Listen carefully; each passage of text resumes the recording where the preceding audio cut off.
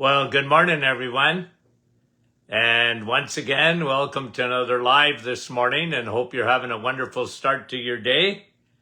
And we sure appreciate you guys coming on and thanks for that. And let's say hello to a few friends. If I see them, there's Brahim from Portland, Oregon. Andrea, Niagara Falls, good morning to you.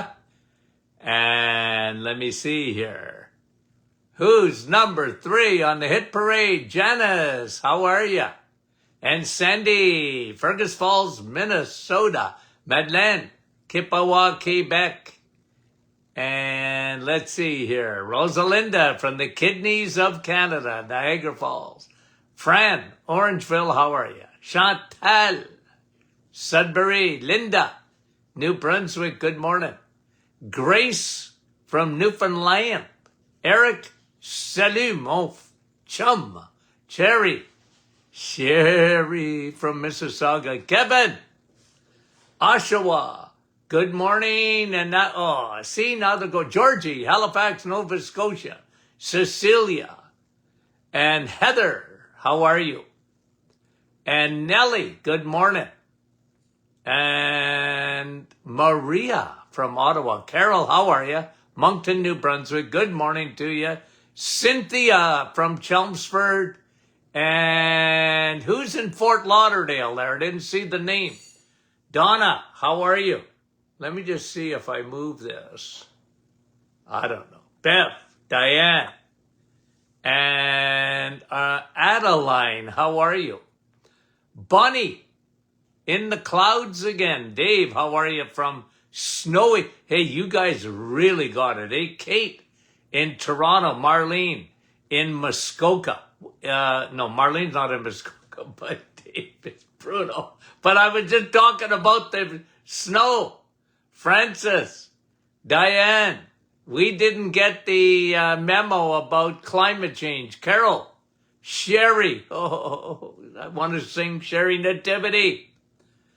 Saying happy birthday to Milika. Milika, how are you? And happy birthday, Kathy and Cheryl in the clouds. Regina, how are you? Wendy from London, good morning. Robin from Connecticut, how is you? John, good morning to you.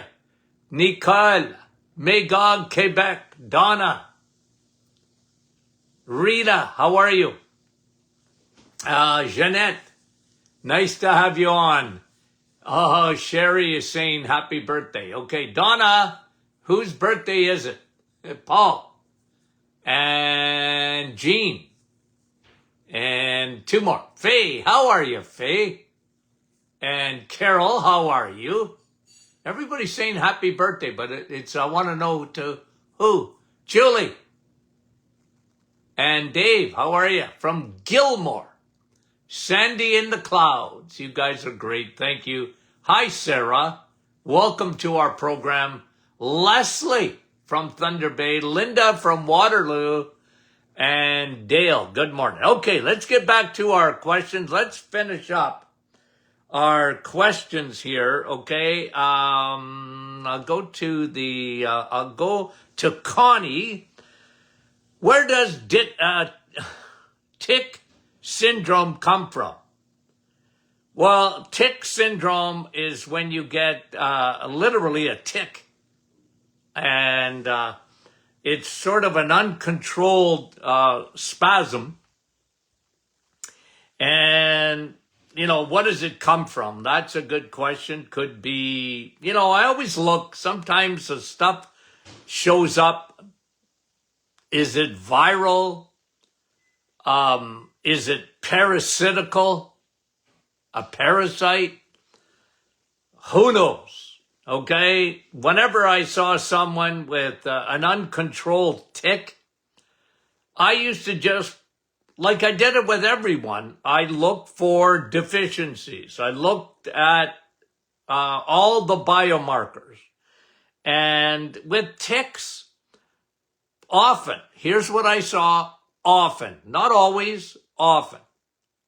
They had low levels of magnesium, low levels of B12, low levels of vitamin D. Almost invariably, those three. They had leaky gut,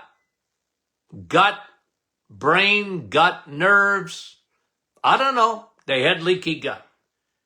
And usually fungus with that leaky gut, even parasites. So, Connie, I don't know exactly where it comes from, why, Tourette's syndrome and whatever, stress over they had high cortisol over a long period of time, ordinarily.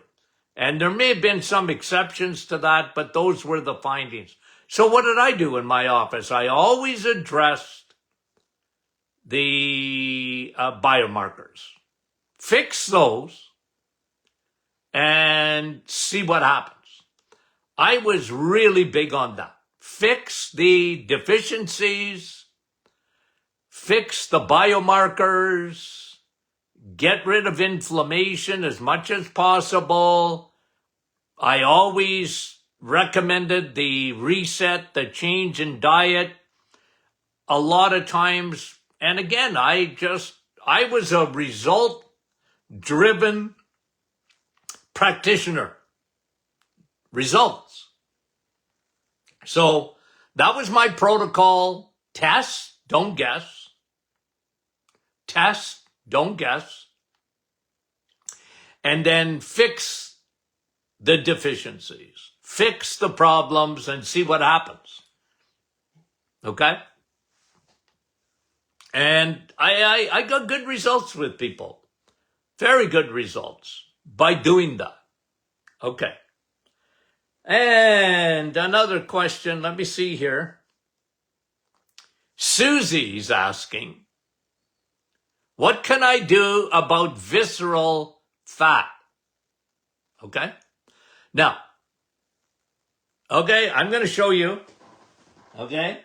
So folks, those of you listening to this podcast, you can't see what I'm showing here on live Facebook. I am showing 5 pounds of fat. It's taking up the whole screen. It's a foot long and 6 inches wide. So when someone does the reset and goes, I'm frustrated, I only lost 5 pounds. I'll tell you what, when you're on the reset, you're going to lose 5 pounds of fat. And you know what's even more important?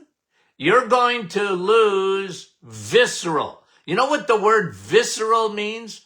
Around the organs, the viscera. Around visceral fat is fat around organs, the most dangerous. That's why you can be skinny as a rake and be very unwell metabolically. And I'm telling you that. I've seen that a lot of times in my office. People that were very thin, but very unhealthy.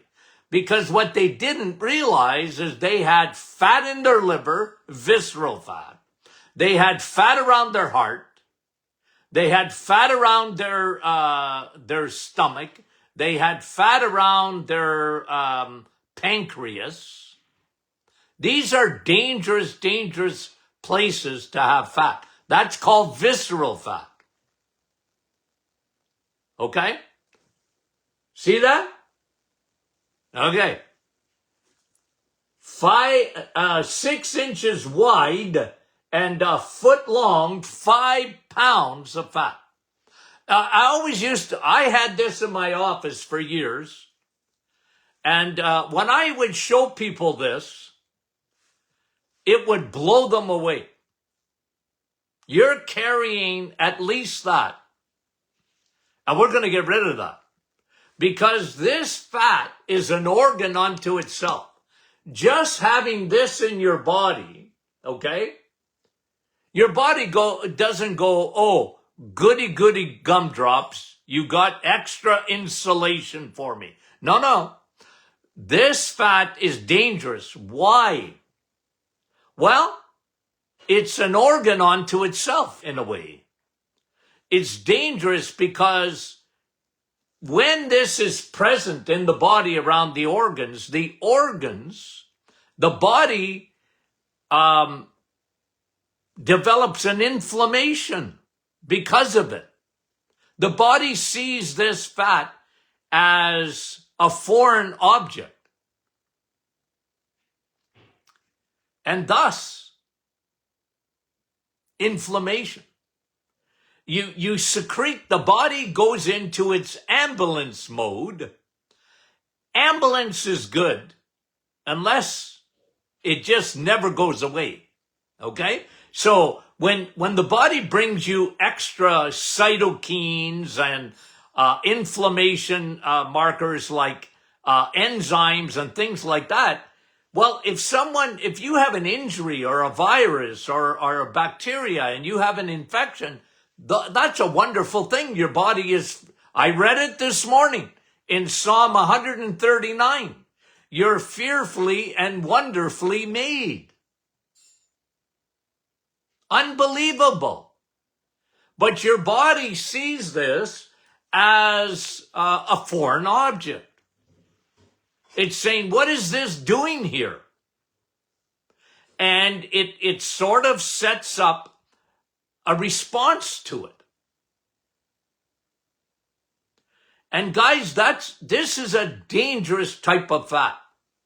Very dangerous. And one of the ways you can find out if you have this inside without, you can't see it. Now, you might see belly fat, and you might be skinny and still see belly fat. Well, there's an indicator.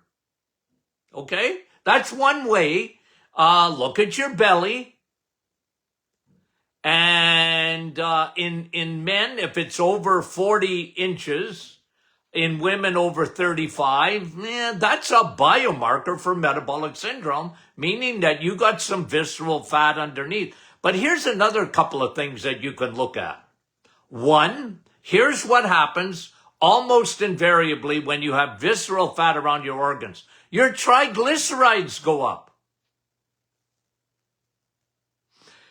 And your cholesterol, HDL, goes down.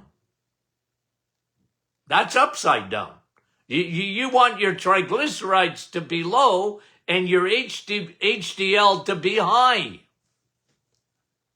You want cholesterol. Okay? And by the way, this isn't cholesterol. Okay? It looks like cholesterol. No, but guys, okay?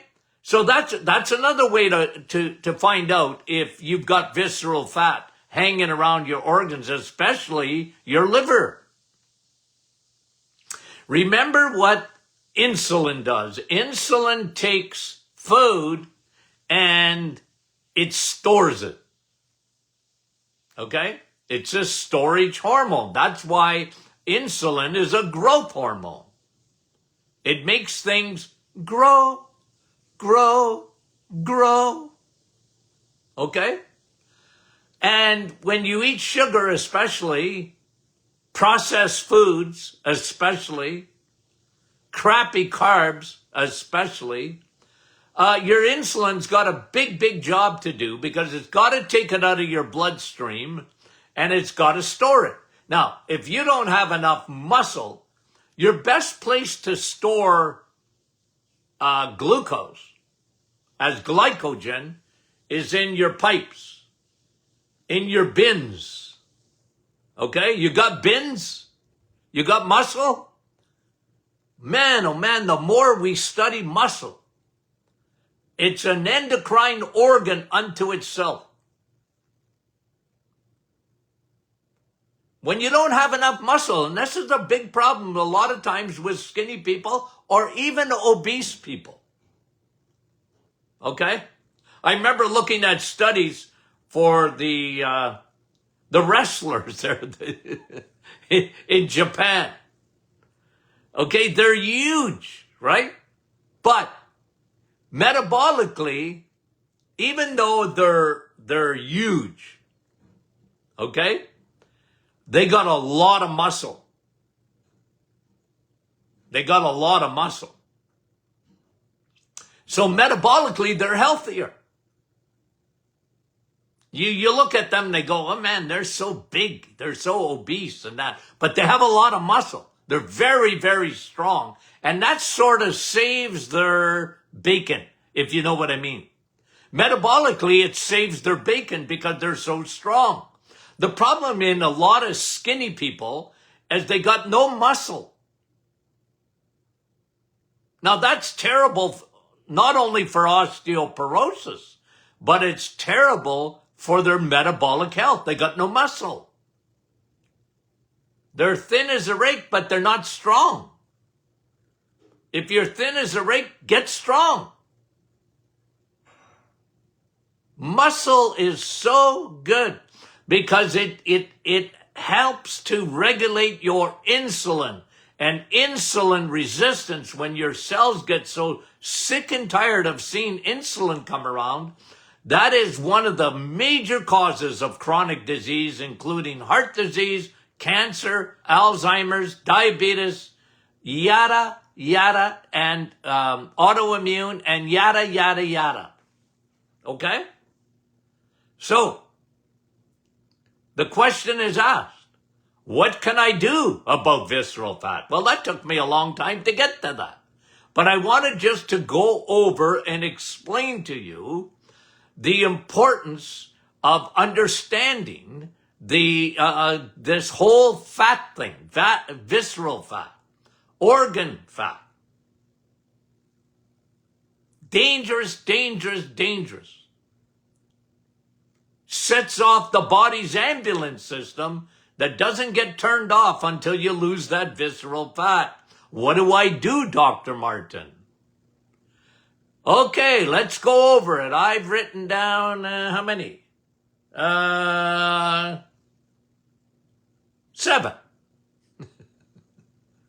Okay? What do I do? Move. Move. Movement helps. Walk. Walk, don't run. No, I don't care. You can run if you want. You know what they're showing, actually? One of the best things you can do is sprinting. Okay? Not jogging, but sprinting. Short sprints of about 30 seconds. I read a study the other day.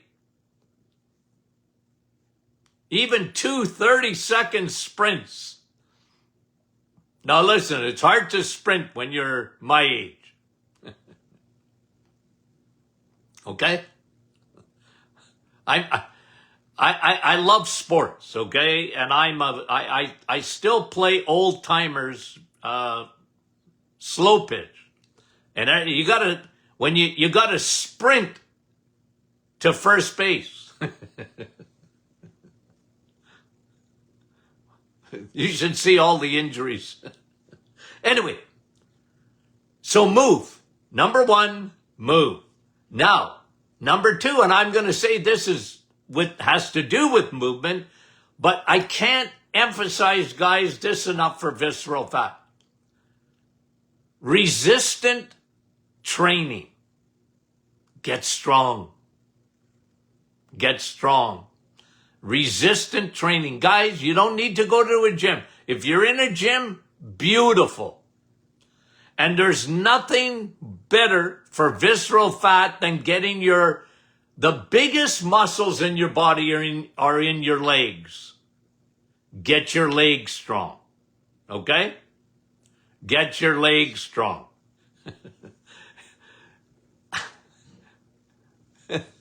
I don't, do you, any of you golfers would know this expression, right? Drive for show, but putt for dough. Do you know that expression, golfers? Okay? Meaning you can hit the long ball, well, good for you. But if you really want to be a good golfer, you better be good on your short game. Okay? So let me use this in an analogy. like, I like to show my grandchildren Grandpa's pipes, okay? I said, these guns are illegal to cross the border with, okay? See these guns? And I show them my arm muscles, and everything that Grandpa does is funny to them, okay? But when you really want to putt for dough, the best thing you can do in terms of muscles, get your legs strong. You got more storage space in your leg muscles than anywhere else. And the key for insulin resistance and the key for visceral fat is get those legs strong. It'll help you, especially as you get older. It'll help you for mobility. It will help your back. It will help you for osteoporosis. Like nobody's business is getting your leg muscles strong. And walking's all right. That's movement, but it doesn't strengthen the muscle like resistant training or lifting weights or even using those bands. But get your legs strong. Get your legs strong, guys. That'll help you a lot. Okay, what else did I write down? Protein.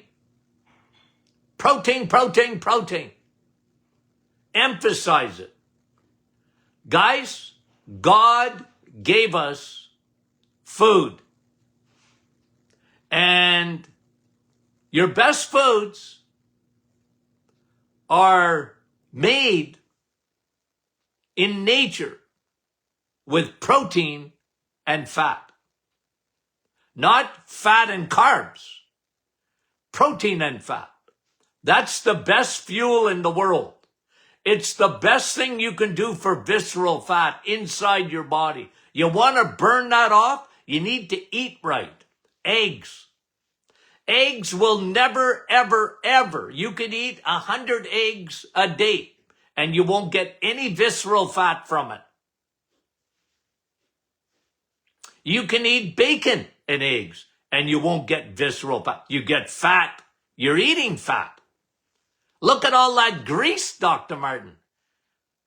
My doctor said to lay off the yolks. The yolks have got fat in it. Yeah. But that's where all the nutrients are. And you never get fat from eating that fat. You get fat from eating the bad fat in the middle aisles of your grocery stores that are in everything that you can think of in there. Those bad oils that were made for your car and not for your body. You can buy that oil and put it in your car. Your car will work perfectly fine. Oh, Dr. Martin, what about safflower oil? Yeah, put it in your car. Put it in your car. Don't put it in your body. Your body don't know what that is. It's a foreign substance. Okay? Good oils, guys.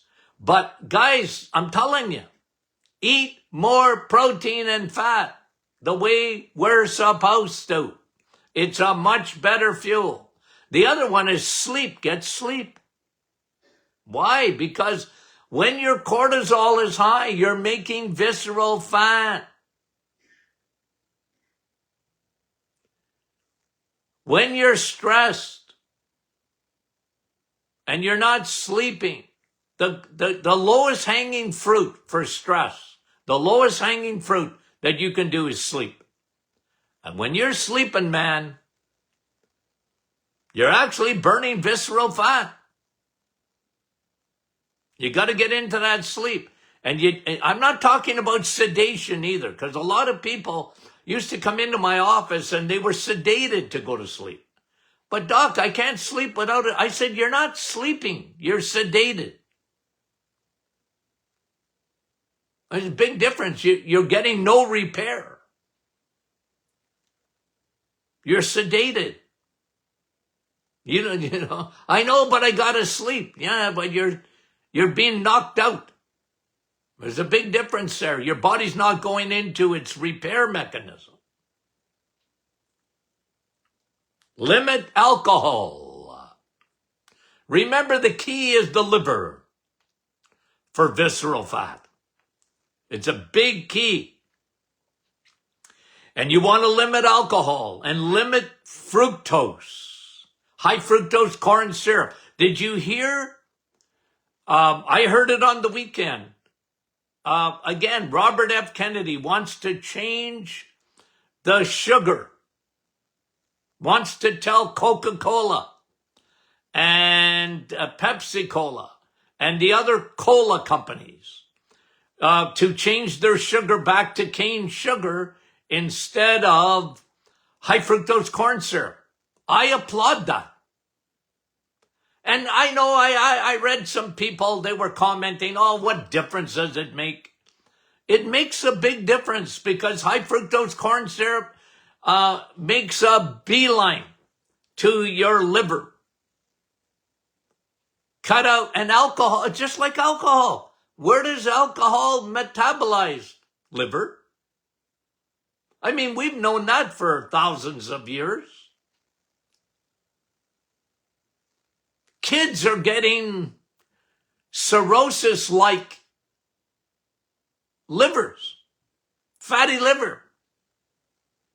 It's the early stage of cirrhosis, and they're getting it. They're not drinking alcohol. They're drinking soda with high fructose corn syrup in it. Don't drink juice. To tell parents, don't give your kids juice boxes to go to school. Wean them on water, because when they're weaned on water, they'll always love water. Until they're old enough to drink coffee. That's really good for you. Okay. Move, sleep, protein, and fat. Limit alcohol, resistant training, talked about that already. Get strong, guys. Move and get strong. Move and get strong. Eating window. Guys, you got trouble with visceral fat? Practice eating windows. Okay? And the best one to practice is don't eat at night. Stop eating at night. Try and give your body a good 14 hours, 12 to 14 hours without eating. You have no idea how good that is for you. And it's doable. Like 6 o'clock to 6 in the morning is 12 hours. You go to 8 o'clock, you're at 14. You can have a coffee though. Aren't you glad, guys? Aren't you happy that I'm giving you good news all the time? You can have coffee. Just have a coffee. Have a decaf at night. What? Yeah. Okay. Have a decaf. Guys, I'm telling you.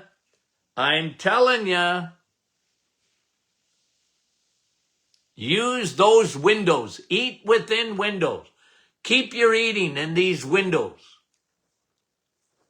Because you're giving your insulin a break. You're giving your pancreas a break. Not only your digestive system you're giving a break, but you're giving your insulin a break. If you give your insulin, remember what makes visceral fat? Insulin. You want to get rid of this inside your body. I'm showing again the 5 pounds of fat. You want to get rid of that dangerous fat around your organs. That's what you do. That's what you do. Okay? That was a long answer, wasn't it? I figured I got to do a little repetition here. Okay, Catherine, what do you have anything to say about gluteal, your glutes, tendinopathy? Well, I got lots to say about it. What do you want to know? Okay? One of the things I found, Catherine, again, coming back to muscles of any kind, use them or lose them.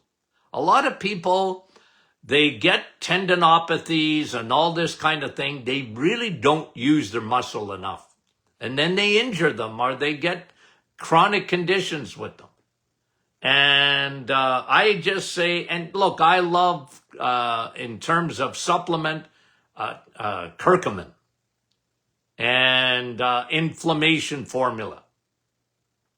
Love that stuff. Doreen, wondering what kind of results I should be seeing with a prolapse after taking progesterone for 2 months. Well, again, if you get a bladder prolapse and it's coming down, you'll notice when it's working properly. You know if you know what symptoms you're getting. Some women would get problems with dripping or whatever, and that got better. Things got better down in the that part of the anatomy. Generally, I would say, you know your body. So if you're seeing a change, it's working. Okay, that's what generally I would say. Andrea, can you explain in more detail about children 11 years old with type 1 diabetes? Well, type 1 is autoimmune.